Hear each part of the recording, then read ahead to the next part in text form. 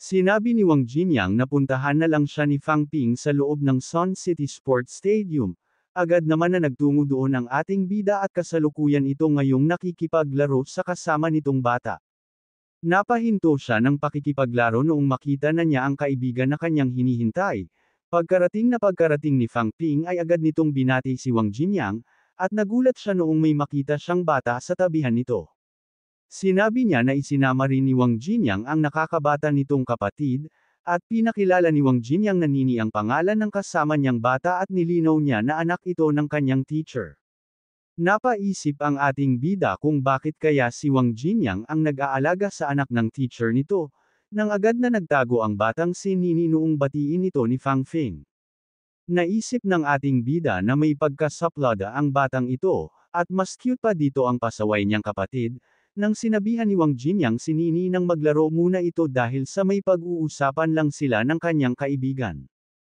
Pagkaalis ni Nini ay tinanong ni Fang Ping si Wang Jinyang na kung isa na ba ito ngayong part-time yaya. Sumagot naman si Wang Jinyang at sinabihan ng ating bida nang huwag na siya nitong biruin, at nagtaka si Fang Ping noong sabihin ni Wang Jinyang na may mga bagay na hindi pa niya kailangang malaman sa ngayon. Bigla na lang nagbitaw ng suntok si Wang Jinyang pero naiwasan rin naman agad ito ng ating bida. Kaya naman ay natuwa si Wang Jinyang dahil mukhang nakumpleto na rin ni Fang Ping ang second phase ng bone forging, at inaya niya rin ang ating bida ng bakit hindi muna ito makipag-sparring sa kanya. Agad namang tumanggi si Fang Ping at nagdahilan na halos kakatapos pa lang niya sa kanyang pangalawang bone forging. Naisip ng ating bida na ngayon ay isa ng rank 3 martial artist si Wang Jinyang samantalang siya naman ay hindi pa isang ganap na martial artist, at mabubugbog lang siya nito kapag pumayag siya sa paghamon nito. Subalit kahit tumanggi na si Fang Ping ay sinuntok pa rin ito ni Wang Jinyang, at sinabihan nito ang ating bida ng paanong ito magiging isang martial artist kung wala siyang determinasyon para makipaglaban. Tinanong din ni Wang Jinyang ang bumagsak na si Fang Ping, na kung ito na ba ang pinagpraktisan nito na steady stance. Kaya naman ay inasar niya ang ating bida nang mahina pa rin ang binti nito at wala rin sa ayos ang postura nito, dahil sa nawala na agad ito sa balanse kahit na isang beses pa lang niya itong nasusuntok. Kaya naman ay paano pa ito magsasanay ng mga martial arts technique kung hanggang doon lang ang makakaya nito. Sumagot si Fang Ping at sinabihan si Wang Jinyang nang hindi siya nito kailangang suntukin ng malakas kung gusto lang nitong tingnan ang resulta ng kanyang pagsasanay. Nang tumalon si Wang Jinyang para muli na namang atakihin ang ating bida, at sa pagkakataong ito ay nakapaghanda at nakaiwas na si Fang Ping, ngunit nagulat ang ating bida sa leg technique na ginamit ni Wang Jinyang. Naisip niya na talagang isa itong rank 3 martial artist.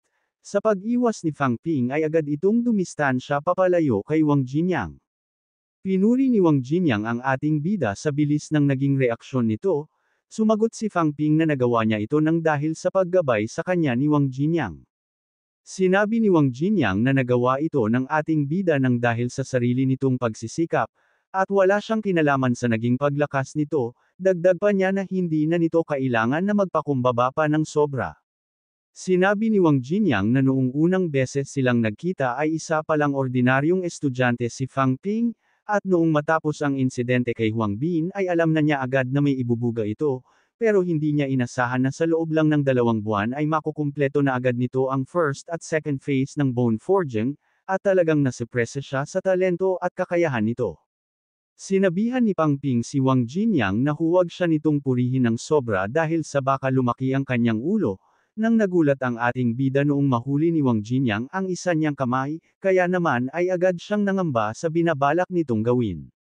Binuhat ni Wang Jinyang ang ating bida, at sinabihan nito na sana ay ang Nanyang Martial Arts University ang piliin nitong paaralan. Nagulat si Fang Ping sa narinig niya mula kay Wang Jinyang, hanggang sa tuluyan na siya nitong ibinalibag ng malakas sa sahig. Tinanong ng ating bida si Wang Jinyang tungkol sa iminumungkahi nito. Sinabi ni Wang Jinyang na bilang siya ang head ng Nanyang Martial Arts University's Martial Arts Society, ay matutulungan niya si Fang Ping na humingi ng full waiver sa lahat ng kakailanganin nitong resources hanggang sa maging isa itong rank 3 martial artist. Muli na namang nagulat si Fang Ping sa ganda ng iniaalok ni Wang Jinyang, At naisip ng ating bida na bago pa siya makatungtong sa rank 3 ay may posibilidad na umabot ng 100 million yuan ang lahat ng magagastos niya para sa kanyang bone forging pills at vitality pills.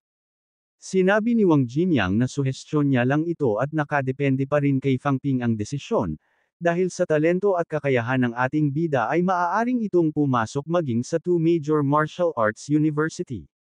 Sinabihan ni Fang Ping si Wang Jinyang nang hindi ito ang unang beses na may nagsabi sa kanya na maaari siyang pumasok sa two major martial arts university, kaya naman ay tinanong niya kung talaga bang maganda na pumasok sa dalawang pangunahing universidad. Hindi naman ito itinanggi ni Wang Jinyang at higit na mas maganda ang mga universidad na ito kumpara sa mga normal na martial arts university, at ang unang rason kung bakit mas maganda ang mga ito kumpara sa ibang mga universidad, ay nang dahil sa laki ng resources na mayroon ang mga ito. Kada taon ay nagbibigay ng malaking halaga ng resources ang kanilang bansa sa dalawang pangunahing martial arts university, idagdag pa ang ibinibigay na suporta ng mga kilala at mga makapangyarihang tao na nagtapos sa mga universidad na ito. Nagulat si Fang Ping noong sabihin ni Wang Jinyang na nagbibigay ang mga universidad na ito ng mga libreng bone forging pills at vitality pills kapag malapit nang mag-breakthrough sa rank 1 ang isang estudyante, kaya naisip ng ating bida na libo-libo ang nadaragdag na estudyante sa kada taon, at talagang mayaman na pala ang two major martial arts university. Pinaliwanag din ni Wang Jinyang na bukod sa mga resources na ibinibigay ng bawat school, ay kailangan na sila na ang gumawa ng paraan para magkaroon sila ng dagdag na resources, kaya napakahalaga rin ang bilang ng mga ibinibigay na misyon sa bawat martial arts university. Pinaalala ni Wang Jinyang ang lalaki na nahuli ng ating bida, at inamin niya na isa ito sa misyon na ibinigay ng Sun City. Kakaunti lang ang oportunidad na makakuha ng mga ganoong klase ng misyon kapag nag-aaral ang isang estudyante sa isang ordinaryong school na gaya ng Nanyang Martial Arts University. Kung minsan ay nagkakaroon pa ng problema habang isinasagawa ang mga misyon, pero iba ang sitwasyon sa dalawang pangunahing martial arts university, dahil ang isa sa mga ito ay nakatayo sa capital city na siyang sentro ng mga pag-uusap patungkol sa politika at ang isa naman ay nakatayo sa Magic City na siya namang pinakasentro ng pananalapi. Napakalaki ng mga lungsod na ito kaya napakaraming misyon ang makukuha mula sa mga ito. At basta may taglay kang kakayahan ay makakakuha ka doon ng maraming reward. Nagulat si Fang Ping noong sabihin ni Wang Jinyang na bukod sa mga sinabi niya ay may pangunahin pang rason kung bakit marami ang naghahangad na makapasok sa dalawang universidad, dahil higit na mas mataas ang kalidad ng pagtuturo sa mga universidad na ito kumpara sa mga normal na martial arts university. Pinaliwanag ni Wang Jinyang na kailangan ay hindi bababa sa rank 3 ang isang martial artist para makapagturo sa Nanyang Martial Arts University, at rank 4 naman ang kailangan para maging isang teaching advisor. Ang mga rank 5 naman pataas ay ang mga maaaring maging school leader, at dito lalabas ang kalamangan ng dalawang pangunahing universidad ng dahil sa taas ng pamantayan ng mga ito. Sa mga universidad na ito ay rank 4 ang pinakamababang requirements para makapagturo, pero karamihan sa mga ito ay nasa rank 5 at rank 6 na. Binanggit din ni Wang Jinyang na sa pagkakaalam niya ay may 4 na Grandmaster ang Magic City Martial Arts University. Nagulat si Fang Ping sa impormasyon na binanggit ni Wang Jinyang, at hindi siya makapaniwala na may 4 pang tao na kasing lakas ni Grandmaster Ma sa loob ng iisang universidad. Sinabi ni Wang Jinyang na bagaman iba't ibang klase ng benepisyo ang nakukuha sa bawat paaralan, sa kanila pa rin nakasalalay kung hanggang saan ang kanilang mararating. Nang tinawag na ni Wang Jinyang ang batang si Nini dahil uuwi na sila, at bago siya umalis ay sinabihan niya muna si Fang Ping na pag-isipan nitong mabuti ang gagawin nitong desisyon, pero sinabi niya rin na umaasa siya na sana ang Nanyang Martial Arts University ang mapili nitong universidad. Naisip ng ating bida na bago siya makarating sa rank 3 ay aabutin ng milyon-milyon ang kanyang kakailanganing pera, at mukhang gustong-gusto talaga siyang papasukin ni Wang Jinyang sa pinapasukan nitong universidad ng dahil sa ganda ng iniaalok nito. Pero ang kabuoang benepisyo na makukuha sa two major martial arts universities ay ang pinaka-naaangkop para sa kanyang hinaharap, at naguguluhan ang ating bida sa kung alin kaya sa mga universidad ang kanyang pipiliin. Lumipas ang ilang araw ay naghahanda na ngayon ang ating bida para sa kanyang pag-alis, Inaayos na niya ang lahat ng kakailanganin niyang gamit pati na rin ang accept notice na ipinadala ng unibersidad na kanyang papasukan. Nang tinanong ni Lai Yuyin ang inihahatid nilang si Fang Ping na kung wala na ba itong nakakalimutan, ibinili naman ni Fang Mingrong na tawagan na lang siya ng ating bida kapag naubusan na ito ng pera. Sinabihan din ni Lai Yuyin ang nakayakap sa kanyang si Fang Yuna na magpaalam na ito kay Fang Ping. Alam ng ating bida na nalulungkot ang kanyang kapatid kaya hindi na niya ito pinilit na magsalita, kaya naman ay binilinan na lang niya si Fang Yuna ng dapat ay maging mabait at masunurin ito sa bahay. Nagpaalam na ang ating bida noong mapansin niya na paalis na ang tren na kanyang sasakyan, at bago makasakay si Fang Ping ay narinig nito ang boses ng umiiyak niyang kapatid, kaya naman ay binilinan ni Fang Yuna ang kanyang kuya nang sabihin agad nito sa kanila kapag nakahanap na ito ng girlfriend, at nang sa ganoon ay may sumbong niya ang lahat ng masama nitong pag-uugali, at kahit naiiyak ay pinagpatuloy pa rin ni Fang Yuna ang kanyang pagsasalita. Kaya naman ay binilinan niya ang kanyang kuya nang lagi itong mag-iingat. Medyo napaluha rin si Fang Ping matapos nitong marinig ang bilin ng kanyang pasaway na kapatid. Matapos nito ay nagtungo na ang ating bida sa Magic City, kilala ang lungsod na ito bilang financial center ng Sino Nation, higit na mas malaki at maunlad ang lungsod na ito kumpara sa ibang mga lugar. Kahit ang mga ordinaryong tao na walang magandang family background ay maaaring magtagumpay dito, at depende sa gagawin ng mga itong pagsisikap. Namangha si Fang Ping dahil sa napakarami na niya agad nakitang martial artist simula nang makababa siya ng tren, nang bumati ang isang gwardiya at tinanong ang ating bida na kung maaari ba niyang makita ang identification card nito, agad naman itong sinunod ni Fang Ping pero napaisip rin siya na kung ano ang ginagawa doon ng isang security officer sa baba ng tren. Nasuri ng gwardiya na lumalabas na nasa 179 na kal na ang vitality ng ating bida, pero bakit wala man lang siyang makitang record na isa na itong martial artist? Dahil doon ay hindi nila ito mahahayaan pumasok sa loob ng Magic City, kaya naman ay pinaliwanag ni Fang Ping na hindi pa naman talaga siya isang martial artist.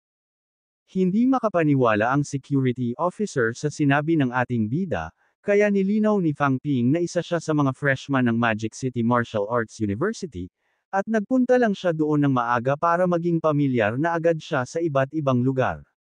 Naisip ng security officer na nakakamangha ang ating bida dahil sa isa pa lang itong freshman pero napakataas na agad ng vitality nito. Noong malaman na niya ang sitwasyon ni Fang Ping ay inalok niya na lang ito ng tulong para makapagparehistro. Pinaliwanag niya na kalimitan na ang Magic City Martial Arts University ang nag-aasikaso sa lahat ng kakailanganin ng mga estudyante bago magsimula ang klase, pero dahil maagang dumating doon ang ating bida ay isasama na niya muna ito na kumuha ng temporary martial arts pass. Naisip ni Fang Ping na dahil higit na mas malakas sila sa mga ordinaryong tao ay may batas na ipinapatupad ang Magic City para masigurado ang pagkatao ng bawat papasok dito, sa laki ng lungsod na ito ay natural lang na maging mahigpit ang mga ito. Naisip ni Fang Ping na halos katulad din lang ng identification card ang kinuha niyang temporary martial arts pass, ang kaibahan lang nito ay nakalagay dito ang mga impormasyon na may kaugnayan sa pagiging isang martial artist. Naisip ng ating bida na nananabik na siya sa magiging buhay niya sa loob ng Magic City, kaya namangha si Fang Ping noong makita na nito ang bungad ng papasukan niyang universidad, at hindi siya makapaniwala na ganoon pala kalaki ang entrance ng Magic City Martial Arts University. Nang may nagsalita sa malapit ng ating bida at tinanong siya na kung isa ba siyang university freshman, sumagot naman ng oo si Fang Ping at tinanong niya rin ang lalaki kung maaari ba niyang malaman kung sino ito. Nagpakilala ang lalaki na siya si Qin Fengqing, isa siyang third-year student ng Magic City Martial Arts University School of Weaponry. Naisip ni Fang Ping na isa pala ito sa mga senior ng papasukan niyang universidad. Natuon ang atensyon ng ating bida sa espada na hawak ni Qin Fengqing, at nagulat din siya sa mga sunod na ginawa nito, dahil bigla na lang nitong pinaikot ang sandata nito at pumorma na para bang aatake ito. Nang ginalaw muli ni Qin Fengqing na ang hawak nitong sandata hanggang sa bigla niya na lang itong iwinasiwa sa direksyon ni Fang Ping, na mabuti na lang at naiwasan ito ng ating bida. Kaya sinabihan ni Fang Ping ang kanyang senior ng delikado ang pagwawasak sa isang pampublikong lugar, Dahil doon ay natuwa si Chin Fengqing matapos nitong masubukan ang kakayahan ng ating bida, at doon na rin siya nagtanong kung ano ang pangalan ng ating bida. Naguguluhan man si Fang Ping pero ipinakilala na rin niya ang kanyang sarili sa kaharap niyang senior, at sinabi ni Chin Fengqing na nararapat ang ating bida para maging freshman ng kanilang Magic University dahil sa na-reforge na nito ang mga buto nito ng pangalawang beses. Bago umalis si Chin Fengqing ay sinabihan rin nito si Fang Ping nang magtiwala lamang ito sa kanya, at sinabi na tama ang desisyon ng ating bida na pagpili sa kanilang Magic City Martial Arts University. Naisip ng ating bida na mukhang malakas ang lalaking ito dahil sa nalaman agad niya na 2 beses na niyang reforge ang kanyang mga buto, at kahit na hindi pa naman siya isang ganap na martial artist. Habang lumalakad si Chin Fengqing ay napapaisip ito na bakit parang pamilyar sa kanya ang punto ng pagsasalita ng ating bida, at napapaisip siya kung taga saan kaya ito, dahil doon ay pinilit niya itong alalahanin hanggang sa sumuko na lang din siya. Naisip ni Chin Fengqing na ngayon ay nakapag-try na siya ng mga kakailanganin niyang bone forging skills, at sasapat na ito para matapos na ulit siya sa pagpapatibay ng kanyang mga buto, dahil kapag natapos na ulit siya sa kanyang bone forging ay agad niyang bubulabugan ang Martial Arts Society ng Nanyang Martial Arts University. Makalipas nito ay pumasok na rin si Fang Ping sa loob ng kanyang papasukang universidad, at hinahanap niya sa hawak nitong mapa kung saan niya kinakailangang magpunta. Bahagyang nagulat ang ating bida noong makarating na siya sa lugar na itinuro ng hawak niyang mapa, at nagtataka siya na kung bakit parang napabayan na ang pinagmamasdan niyang gusali, dahil sa napakalaki ng diferensya ng kondisyon nito kumpara sa main entrance, subalit hindi na niya pinansin pa ito at pumasok na si Fang Ping sa loob ng reception area ng mga freshman. Humingi siya agad ng pasensya kung may istorbo niya ang pagbabasa ng babae, kaya naman ay nagtanong ang nakasalaming babae na kung isa bang freshman ang ating bida. Sumagot ng oo si Fang Ping at agad na ipinakita ang kanyang acceptance notice at martial arts pass. Sinabihan ng babae ang ating bida ng napakaagang nitong magparehistro, at hindi pa natatapos sa paghahanda ang kanilang universidad, kalimitan na dumarating doon ang mga freshman ng 3 araw bago ang klase, pinakamaaga na kapag may dumating agad doon ng 5 araw bago ang klase. Sinabi ng babae na 1 buwan ang iniaga doon ang ating bida, kaya naman ay pinaliwanag ni Fang Ping na nasa sabik nang siyang pumasok sa isang martial arts university kaya pumunta na siya agad ng maaga para magtingin-tingin. Sinabi ng babae na dumami ang kanyang trabaho nang dahil sa pagpunta doon ang ating bida para magtingin, upang humingi ng pasensya si Fang Ping sa nagawa niyang istorbo. Sinabi ng babae na hindi pa bukas ang dormitoryo ng kanilang universidad, kaya ang ating bida na ang baalang maghanap ng matutuluyan nito. Nang nagulat ang nakasalaming babae nung makita na nito ang mga impormasyon tungkol sa ating bida, kaya naman ay dali-dali siyang tumayo sa kanyang kinauupuan at sinabi sa ating bida na huwag nitong intindihin ang mga una niyang sinabi, dahil sa ngayon ay magpahinga muna ito doon, at ipahahatid niya siya sa kanilang Magic University Hotel agad-agad. Sabi pa nito na bilang isang martial artist ay maaari niya sabihan ang kanilang universidad na maghanda ng teaching advisor na pwedeng gumabay sa ating bida kung nais na nitong mag-breakthrough bilang isang rank 1 martial artist. Tinanong ni Fang Ping ang babae na kung maaari na ba siya agad magpatulong sa isang advisor kahit na hindi pa naman nag-uumpisa ang klase.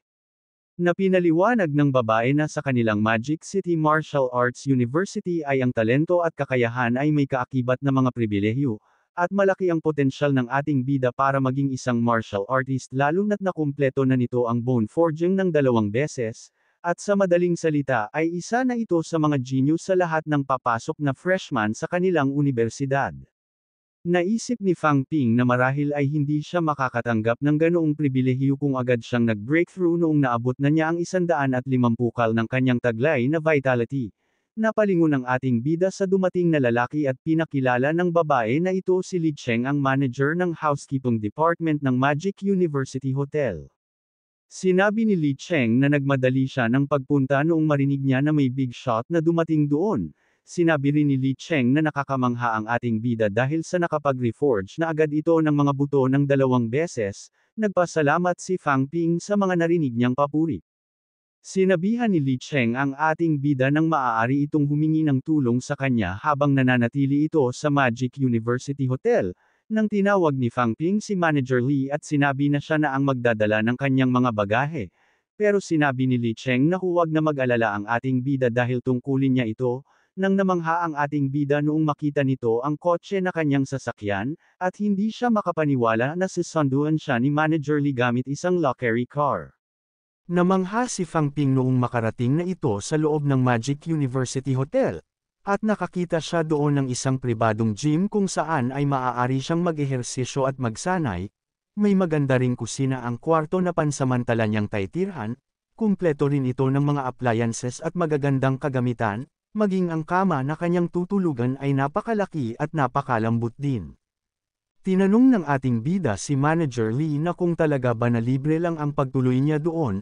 Pinaliwanag ni Li Cheng na itinayo talaga ang Magic University Hotel para maasikaso ang mga Magic University student at ang mga magulang ng mga ito, bukod sa libreng pagpapatira ay sagot na rin ng hotel ang lahat ng pagkain doon. Sinabi ni Fang Ping na napakagandang ang kwartong ito dahil sa naroon ang lahat ng kakailanganin ng isang tao. Nagpaliwanag ulit si Li Cheng na dahil nakumpleto na ng ating bida ang second bone forging nito ay mas magandang ang kwarto na taytirhan nito kaysa sa iba. Hindi na rin nagtagal at nagpaalam na si Li Cheng, sinabihan na lang niya si Fang Ping nang tawagan na lang siya nito kapag may kailangan siya dito, agad naman na pinasalamatan ng ating bida si Manager Lee sa pag-asikaso at paghahatid nito sa kanya. Matapos ay pinagmasdan ni Fang Ping ang paglabas ni Li Cheng sa loob ng kanyang kwarto, at nakaramdam siya ng tuwa dahil sa mukhang bahagi na talaga siya ngayon ng privileged class.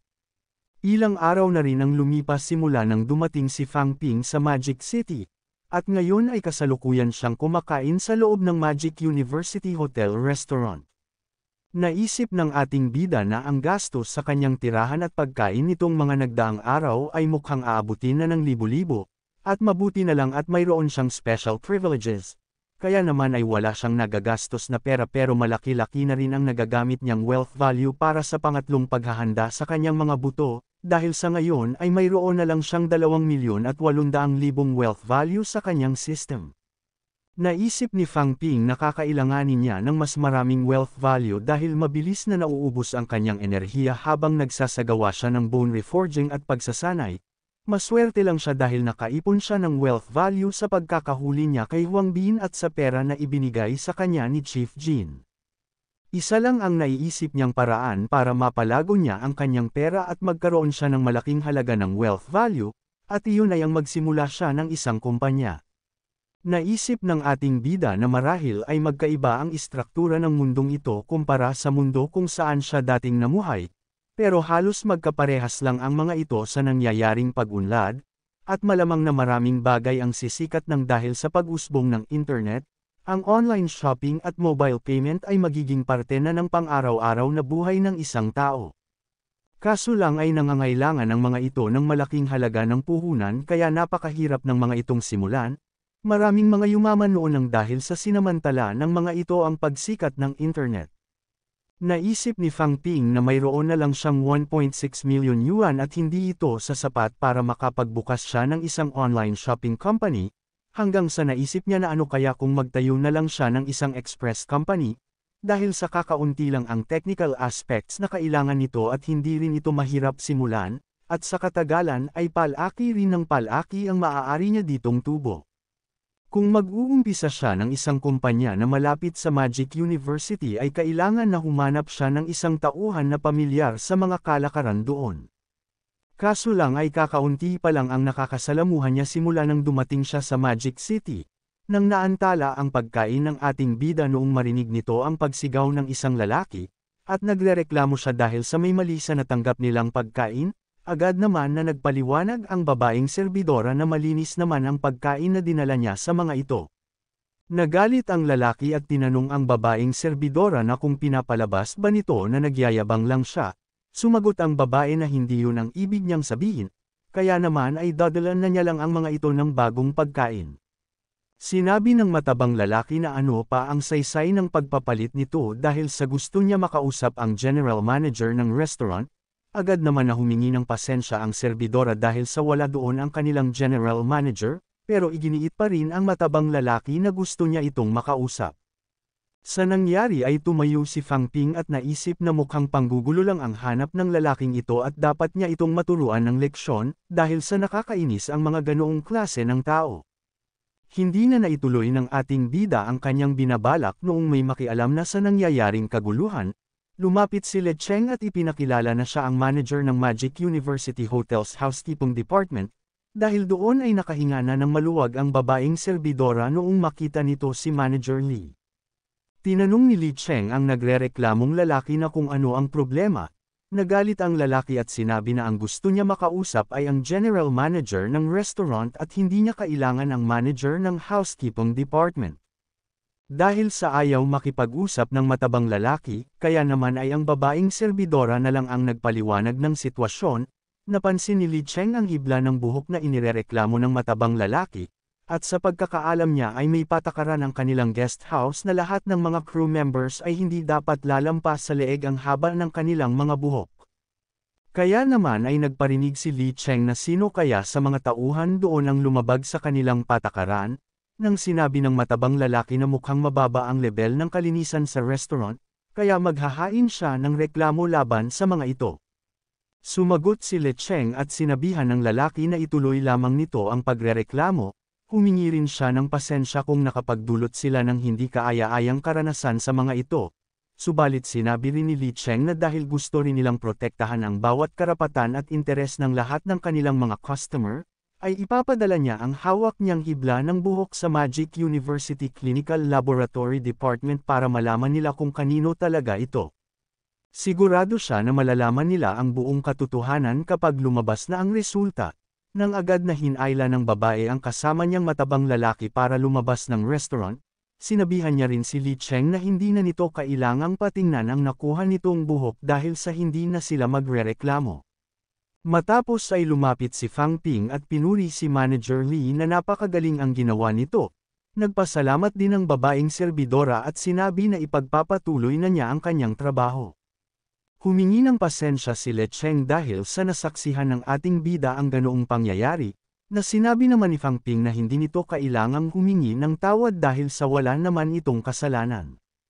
Binanggit din ng ating bida na napansin niya na hindi isang martial artist si Li Cheng pero isa na itong manager sa loob ng Magic University Hotel, kaya naman ay tinanong niya kung ilang taon na ba itong nagtatrabaho doon.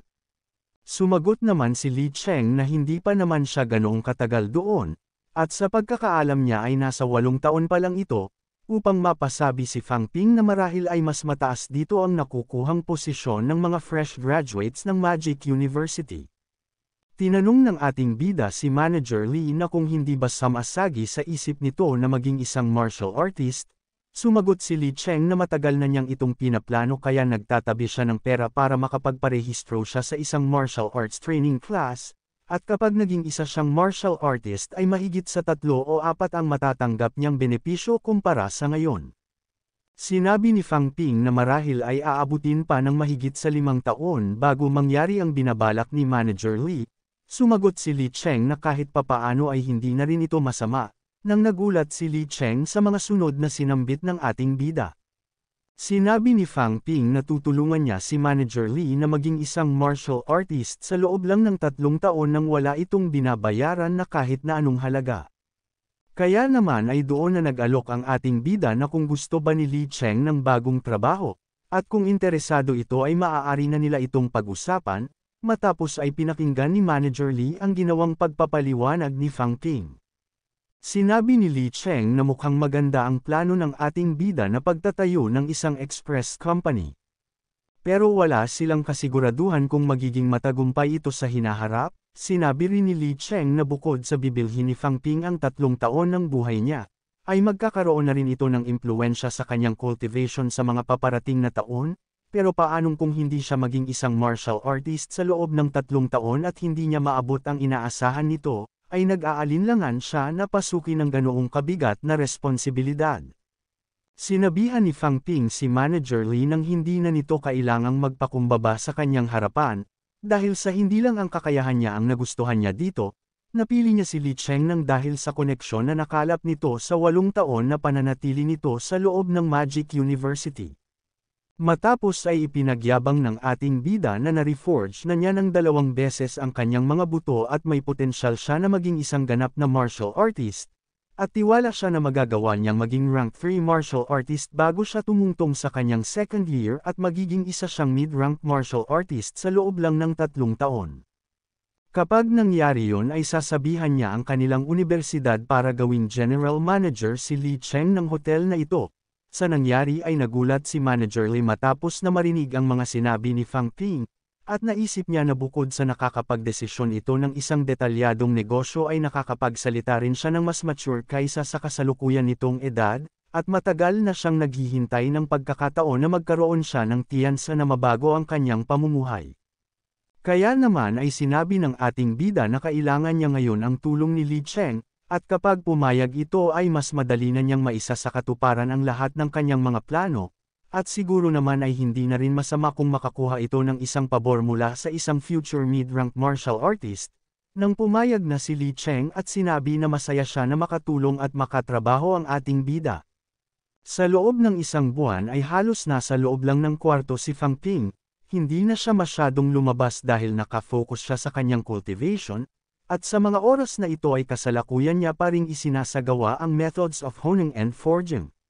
Tinitiis niya ang hirap at sakit ng katawan para wala siyang masayang na oras, hanggang sa napatibay na ulit niya ang lahat ng kanyang mga buto, kaya naman ay nakahinga siya ng maluwag noong makumplito na niya ang 3 beses ng bone forging. Nadagdagan ng 6 cal ang taas ng kanyang vitality at nadagdagan naman ng 10 hertz ang taas ng kanyang mental strength. Naisip ni Fang Ping na hindi na rin masama ang epekto ng 3 set ng bone forging pill kaso lang ay malaki-laki na rin ang nagagamit niya sa kanyang naipong wealth value sa loob lang ng 1 buwan, mabuti na lang at ipinamahala na niya kay Li Cheng ang kanyang kumpanya kaya nagkaroon siya ng mahabang oras para sa kanyang pagsasanay. Ang benepisyo ng third bone forging ay higit na mas bibilis ang mga susunod niyang bone forging kumpara sa ibang mga martial artist, at ang pinakaimportante dito ay nakagawa siya ngayon ng isang bagay na maging si Wang Jinyang ay hindi pa nagagawa. Ang kailangan na lang niyang gawin ngayon ay ang hintayin ang pagsisimula ng kanilang klase. Makalipas nito ay isa-isa nang dumarating ang mga freshman ng Magic City Martial Arts University. Matapos makapagparehistro ay nagtungo na sila sa kani-kanilang mga dormitoryo. Ang mga dormitoryo ng mga freshman sa Magic University ay magkakahiwalay sa 4 na distrito, depende kung ano ang nakuhang resulta ng mga papasok na estudyante. Namangha ang mga freshman noong makita nila na papunta ang ating bida sa loob ng District 1, at naiinggit sila dito dahil ang District 1 ay ang may pinakamagandang living condition sa lahat ng mga dormitoryo. Nagtungo na si Fang Ping sa loob ng kanyang nakatalagang kwarto, at nagulat siya noong mapagmasdan na niya ang loob ng kwarto na kanyang taytirhan, dahil imbis na tawagin ito bilang isang student dormitory, ay mas nababagay na tawagin ito na isang high-class luxury home. Naisip ng ating bida na 1 buwan siyang nakatanggap ng special privileges sa loob ng Magic University Hotel, at ngayon na nakita na rin niya ang loob ng kanyang kwarto, ay hindi na niya mapigil ang mamangha sa financial strength na mayroon ng Magic City Martial Arts University. Nang nagulat si Fang Ping noong may bigla na lang kumatok sa pinto ng kanyang kwarto, kaya naman ay binuksan niya agad ang pinto para makita niya kung sino ito. Bumati ang kumatok na lalaki at ipinakilala ang sarili na si Fu Changding at gusto niyang makilala ang ating bida dahil sa magkatapat lang ang kanilang mga kwarto. Naobserbahan ng ating bida na gwapo ang kaharap niyang lalaki at isa na rin itong rank 1 martial artist, kaya naman ay bumati rin ang ating bida at ipinakilala na siya si Fang Ping. Nang napansin ni Fu Changding ang punto ng pagsasalita ng ating bida, at agad niya itong tinanong kung nagmula ba ito sa Nanyang City, sumagot ng oo si Fang Ping kaya agad ulit siyang tinanong ni Fu Changding na kung kilala niya ba si Wang Jinyang. Hindi naman ito itinanggi ng ating bida at ipinaliwanag na senior niya ito sa kanyang pinanggalingang paaralan. Tinanong na niya rin si Fu Changding kung kilala rin ba nito si Wang Jinyang, at sumagot si Fu Changding na si Wang Jinyang ang role model ng bagong henerasyon ng mga martial artist. Narinig niya na noong nakaraang taon ay mag-isa nitong tinalo ang lahat ng rank 1 student ng Magic University. Sa nangyari ay nagulat si Fang Ping sa mga bagong impormasyon na nalaman niya tungkol kay Wang Jinyang, idinagdag pa ni Fu Chanding na ilang araw pa lang ang nakakalipas, ay nabalitaan rin niya na gumawa ito ng isang malaking commotion sa loob ng capital city. Unang pagpunta nito doon ay humamon agad ito ng 8 martial artist training classes, at hindi ito natakot kahit pa pinamamahalaan ng mga mid-rank martial artists ang mga training classes na ito. Matapos ay pinaalalahanan ni Fu Chanding ang ating bida na huwag nitong kakalimutan na kailangan nilang magtipon sa harap ng entrance ng Practical Combat Training Building mamayang hapon, at kahit nakaalis na si Fu Chanding ay hindi pa rin maalis ni Fang Ping ang nararamdaman niyang pagkagolek, at doon na niya napagtanto na talagang napakalakas ni Wang Jinyang, kaya naman ay hindi siya maaaring mapag-iwanan nito. Pagkapasok ni Fu Chanding sa loob ng kanyang kwarto ay naalala nito ang naging obserbasyon niya sa ating bida, bigla na lang itong naglabas ng malakas na vitality noong marinig nito ang mga kwento tungkol kay Wang Jinyang, at napapaisip siya na kung tapos na ba kaya ito sa second bone forging o maaaring higit na mas malakas pa ito kumpara sa kanyang hinala. Pagkaraan ng ilang oras ay nagtipon-tipon na ang lahat ng mga freshman sa tapat ng Practical Combat Training Building, nang nagsalita ang isang lalaki at pinakiusapan ang lahat ng mga estudyante na kailangan ng mga itong tumahimik.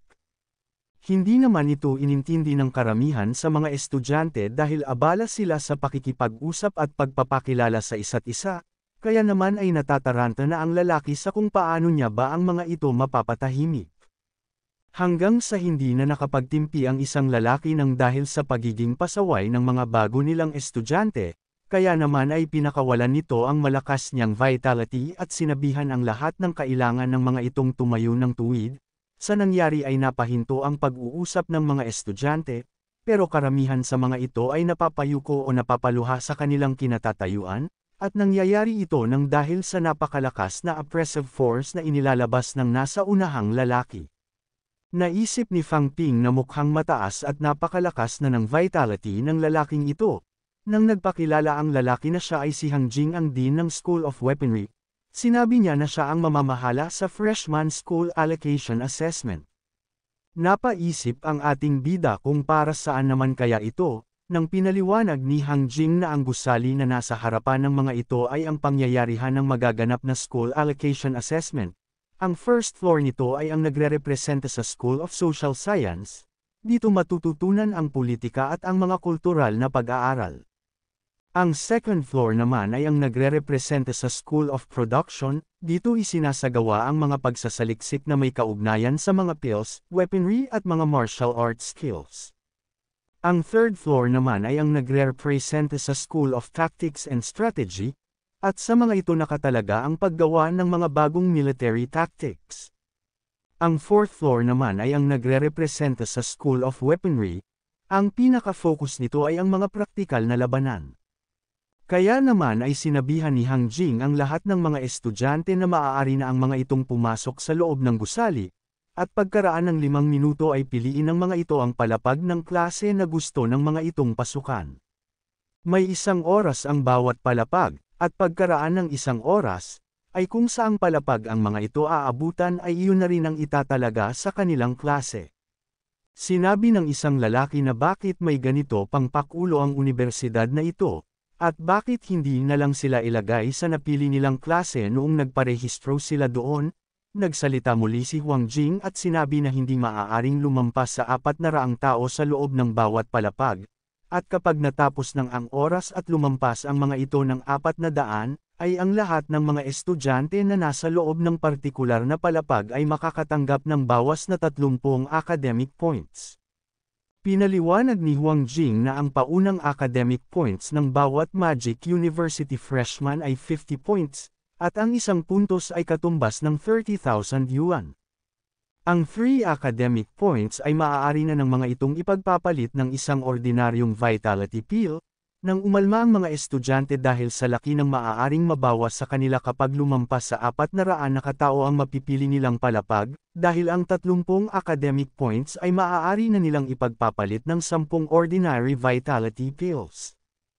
Kaya bakit napakalaki na agad ng maaaring mawala sa kanila kahit na una pa lamang ng klase? Sinabi ni Hang Jing na huwag ang mga itong mag-alala kung sakaling mang mabawasan ang matatanggap na mga itong puntos, dahil sa magbibigay pa rin naman ang kanilang Magic University ng mga misyon para makaipon ang mga ito ng academic points, pero kailangan lang na maging isa muna ang mga itong martial artist bago ang mga ito makakuha ng misyon. Naisip ni Fang Ping na tama ang hinala niya na mukhang hindi talaga madali ang ibibigay na assessment ng Magic University. Nang napalingon ang ating bida noong may tumawag sa kanyang pangalan at tinanong siya ni Fu Chanding na kung gusto ba niyang makipagtulungan. Pinaliwanag ni Fu Chanding na ang School of Weaponry ay ang may pinakamaraming resources at may pinakamahuhusay na teacher sa loob ng Magic University, at pupuste siya na maraming estudyante ang magmamadali na makarating sa ika-4 na palapag. Kaya naman ay sinabi ni Fu Chanding na hindi sila mahihirapan ni Fang Ping na makaakyat sa 4th floor kapag nagtulungan sila, at tiyak siya na mapapabilang silang dalawa sa School of Weaponry. Kaya lang ay hindi pa rin ito nangangahulugan na magkakaroon na agad sila ng isang mahusay na teacher na gagabay sa kanila. Sa nangyari ay napatanong ang ating bida na kung ano ang ibig sabihin nito. Ipinaliwanag ni Fu Chanding na taon-taon ay pinapanood ng lahat ng mga Magic University Teaching Advisors ang Freshman School Allocation Assessment. Ginagawa nila ito para makapili sila ng mga estudyante na gusto nilang turuan. Sinabi ni Fu Chanding na kailangan nilang malampasan ang ipapakita ng ibang mga estudyante para makuha nila ang atensyon ng mga ito. Naalala ni Fang Ping ang payo ni Wang Jinyang na napaka-importante ang pagpili ng isang mahusay na teaching advisor. Naisip ng ating bida na dapat niya makuha ang atensyon ng lahat ng mga teaching advisors at nang sa ganoon ay malaya siyang makakapili kung sino ang gusto niyang magturo sa kanya. Nangamba naman si Fu Chanding sa naging ekspresyon ng mukha ni Fang Ping parang wala itong gagawing mabuti sa itsura nit ngayon. Binanggit ni Din Huangjing ang salita na sinabi noon ng principal ng Magic City Martial Arts University, na ang mga totoong martial artist ay ang mga tao na nakahandang makipaglaban at makipag-agawan sa iba, at ngayon pa lang ay e-enjoy na agad ng mga ito ang unang leksyon para maging isang totoong martial artist. Kinabahan ng mga estudyante habang hinihintay na matapos ang 5 minuto, hanggang sa nagsimula na silang tumakbo noong marinig na nila ang hudyat ng pagsisimula ng Freshman School Allocation Assessment. Ginamit ng ibang estudyante ang taglay nilang bilis para una silang makaakyat, at halos umpisa pa lang ay naglaban-laban na agad ang mga estudyante na nag-uunahan sa napili nilang palapag. Ginagawa nila ito para hindi sila lumampas sa 400 at para hindi sila mabawasan ng 30 academic points. Ang iba sa kanila ay gumawa agad ng grupo para mas madali nilang mapigilan ang pag-akyat ng ibang mga estudyante. Natuwa ang isang lalaki dahil maayos at malalakas na ang pangangatawan ng mga freshman sa batch na ito.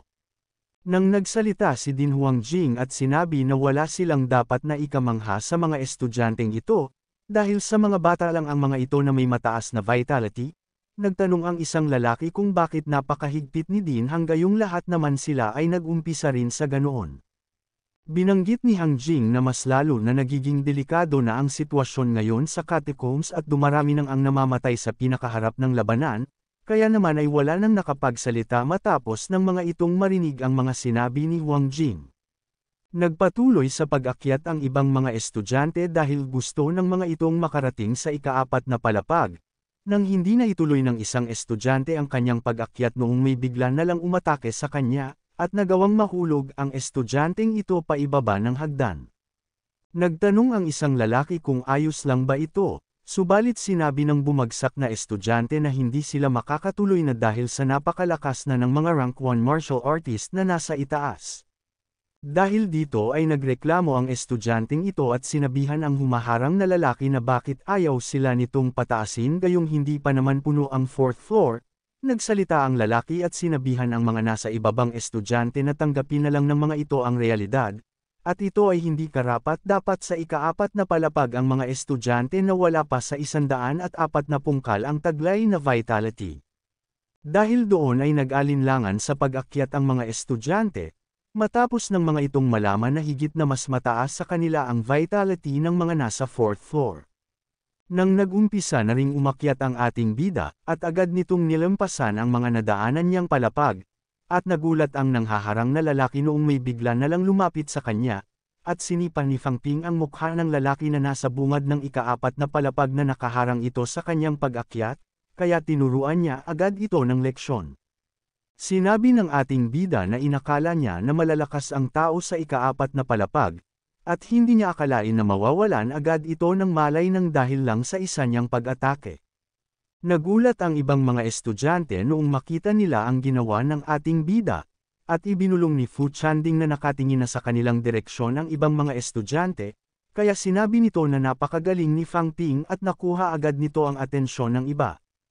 Nang nagsalita ang ating bida at sinabi na bago siya nagpunta sa Magic University, ay lahat ay sinasabi na napakaraming genius ang papasok sa two major martial arts university, at dahil doon ay tinanggihan niya ang iniaalok na 10 million yang ng Nanyang Martial Arts University, at mas pinili niyang pumasok sa Magic University.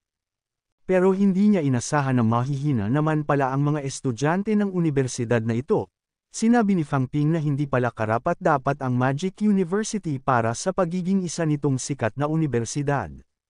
Nang nagulat ang mga teaching advisor ng Magic City Martial Arts University sa mga salitang sinabi ng ating bida, at hindi sila makapaniwala na may isang estudyante na maglalakas ng loob para hamakin ang kanilang universidad. Dahil doon ay nagsalita si Dean Huangjing at sinabihan ang lahat ng mga estudyante na talunin ng mga ito ang hambog at mayabang na si Fang Ping, at ang makakatalo dito ay makakatanggap ng reward na 50 academic points. Sa nangyari ay ginanahan ang napakaraming estudyante sa reward na maaari nilang matanggap kapag sila ang nakatalo sa ating bida. Naisip ni Fang Ping na gusto niya lang naman kuhanin ang atensyon ang mga teaching advisors, subalit hindi niya akalain na malalagay siya sa ganoong sitwasyon, nang sinabihan ni Fu Chanding ang ating bida nang napasobra ang ginawa nito. Tinanong ni Fang Ping si Fu Chanding na kung ano na ang plano nito, at kakampi ba ito sa kanya para talunin ang ibang mga estudyante o makikipagtulungan ito sa ibang mga estudyante para kalabanan siya? Sumagot si Fu Chanding na kapag nakipagtulungan siya sa iba para talunin ang isang tao ay hindi niya maipapakita ang kanyang kakayahan, pero kung kakampi siya kay Fang Ping para kalabanan ang lahat ay hindi na rin ito masama kahit pa matalo sila.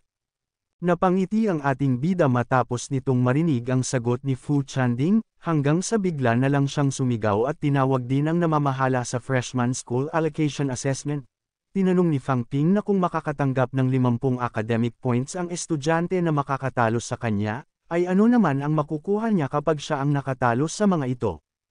Sumagot si Dean Huangjing na makakatanggap ang ating bida ng 1 academic point sa tuwing makakatalo ito ng isang hindi pa ganap na martial artist, at 5 academic points naman ang matatanggap nito sa kada matatalo nitong martial artist.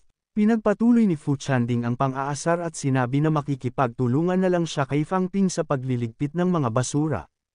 Nagtanong si Dean Huangjing sa isang babae na kung ano ang mga background ng dalawang pasaway na estudyante. Sumagot ang babae na si Fu Chanding ay isang kilalang young master na nagmula sa capital city, at ang isa nitong kasama ay si Fang Ping. Nagmula ito sa ordinaryong pamilya at sa Nanyang Sun City ito naninirahan, hindi pa ito isang ganap na martial artist pero tapos na rin ito sa second bone forging, bukod doon ay ito rin ang idineklarang top scorer sa buong Ruang City.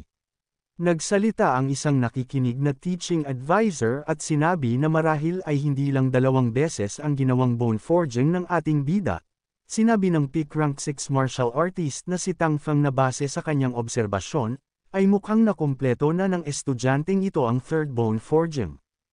Natuon ang atensyon ng middle stage rank 6 na si Zhou Shiping sa lugar na pinanggalingan ng ating bida, at tinanong niya na kung nagmula rin ba ito sa Sun City No. 1 High School, na sumagot ang babae na ayon sa kanilang impormasyon ay doon dating pumasok ang ating bida. Napatanong si Dean Huangjing na kung bakit parang pamilyar sa kanya ang pangalan ng paaralang ito. Nagsalita ang peak rank 5 martial artist na si Bai Raoxi na sa pagkakaalam niya ay doon rin dating pumasok si Wang Jinang, at ito ay ang estudyante ng Nanyang na nagpunta sa kanilang Magic University noong kabilang taon para gumawa ng gulo. Sinabi naman ng early stage rank 6 martial artist na si Xu Jinzhou na hindi ba nabanggit kanina ni Fang Ping na inoperan siya ng pera ng Nanyang Martial Arts University para doon ito pumasok, at marahil ay si Wang Jinyang din ang mismong kumausap dito. Sumang-ayon ang middle stage rank 6 martial artist na si Luo Yichuan sa naging hinala ni Xu Jinzhou na mukhang hindi lang ordinaryo ang relasyon ni Fang Ping kay Wang Jinyang. Tahimik naman na pinapakinggan ng peak rank 6 martial artist na si Lu Fenro ang pinag-uusapan ng mga kapwa niya teaching advisor ng School of Weaponry. Kasalukuyan ngayong nakikipaglaban ang ating bida laban sa ibang mga estudyante, sinabihan ni Fang Ping na mahina ang lalaki na kanyang pinataob.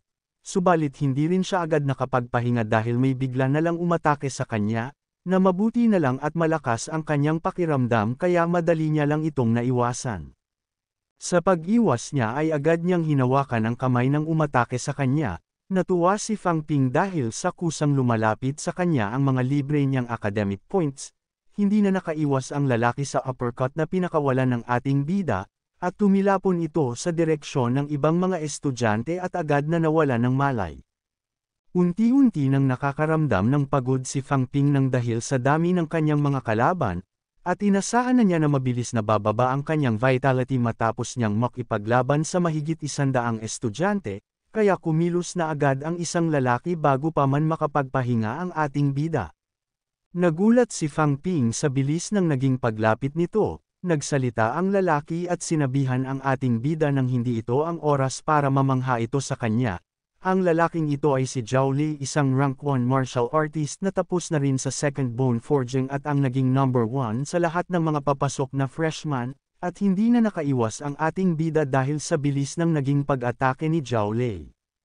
Naisip ni Fang Ping na dahil sa pagsasanay niya ng stance training, ay nagawa pa rin niyang makatayo kahit na tinamaan na siya sa kanyang muka, nang tumalon ang isang babae na gumagamit ng espada sa pinakaitaas ng ating bida, at sinabi ng babaeng ito na siya ang tatalo kay Fang Ping at ang makakakuha ng 50 academic points. Inihanda na ng babae ang sandata, nang napansin naman ng ating bida ang binabalak nito. Ang babaeng ito ay si Yang Xiaoman, isang rank 1 martial artist na nakapag-bone forging na rin ng 2 beses. Nag-alala si Fang Ping dahil wala na siyang sapat na stamina para makaiwas sa gagawing pag-atake ng babae, kaya ipinikit niya bigla ang kanyang mga mata para mas madali siyang makapag-focus, hanggang sa inutusan na niya ang kanyang system na ibalik nito ang nawala niyang vitality. Sa nangyari ay nakaiwas ang ating bida noong manumbalik na ang kanyang lakas, pero naisip niya rin na halos muntikan na siyang matamaan. Mabuti na lang at mayroon siyang system, pero nakaramdam pa rin siya ng pagkainis dahil malaki ang nabawas niya sa kanyang wealth value. Nagtaka si Yang Xiaoman kung bakit napuno ulit ang vitality ng ating bida, kaya sinamantala ni Fang Ping ang pagtataka ni Yang Xiaoman para atakihin ito sa mukha, at tumalsik ang babae pero hindi ito agad nawala ng malay. Dahil doon na si Yang Xiaoman sa pagsipa ni Fang Ping sa kanyang mukha, at sinabihan na rin niya ang mga kasamahan niyang babae na atakihin na rin ng mga ito ang ating bida, na umatake na rin ang isang babae at agad na sinugod si Fang Ping. Napansin ng ating bida na susuntukan na siya ng babaeng ito, kaya't nagulat ang babae noong maiwasan ni Fang Ping ang ginawa niyang pag-atake, nang nagulat siyang muli noong maramdaman niya na nasuntok na siya nito sa kanyang sikmura, at ang nasuntok na babae ay si Zhao Zumi, isang rank 1 martial artist. Napatingin naman ang ibang nakapagrehistro, at sabi ng isa na wala silang laban sa ating bida. Nawawalan na ng pag-asa ang ibang mga estudyante pero iba ang nararamdaman ni Fang Ping. Naisip niya na kung wala siyang system ay baka kanina pa siyang natalo ng mga rank 1 martial artist na nagawa na din na makapagpatibay ng kanilang buto ng 2 beses. Kaya naman ay sinabihan niya si Fu Chang na huwag na nitong puwersahin ang kanyang sarili dahil mag-aaksaya lang siya ng vitality. At makakakuha pa rin naman ito ng academic points kapag nakatalo ito ng mga hindi pa ganap na martial artist.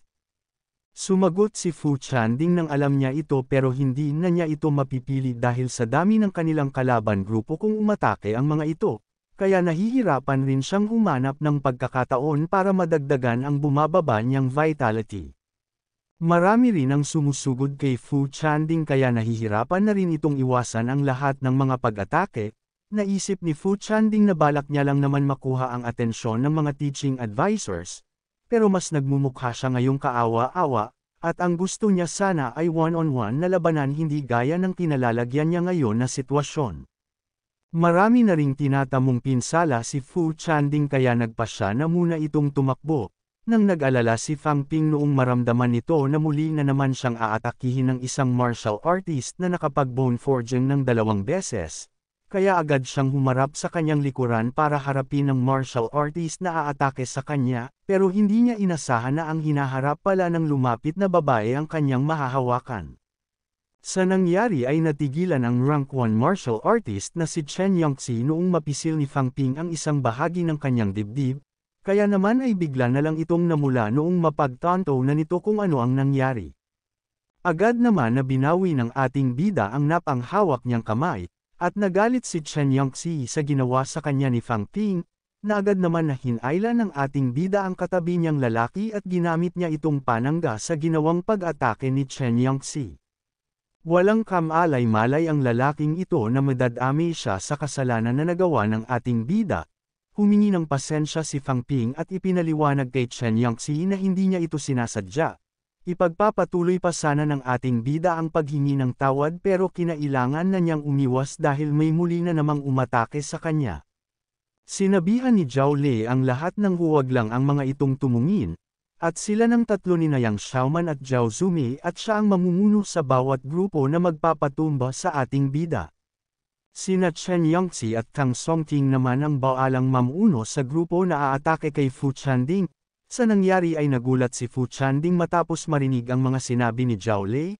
Naisip niya na aatakihin na naman siya ng mga ito gayong kakatapos pa niya lang kumain ng isang pil at hindi pa ito tuluyang umeepekto.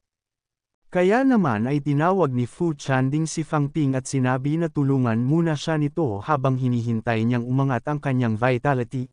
Sumagot naman ang ating bida nang hindi niya ito matutulungan dahil maging siya ay marami ring kinakalaban, dahil doon ay napamura na lang si Fu Chanding matapos nitong marinig ang tugon ni Fang Ping.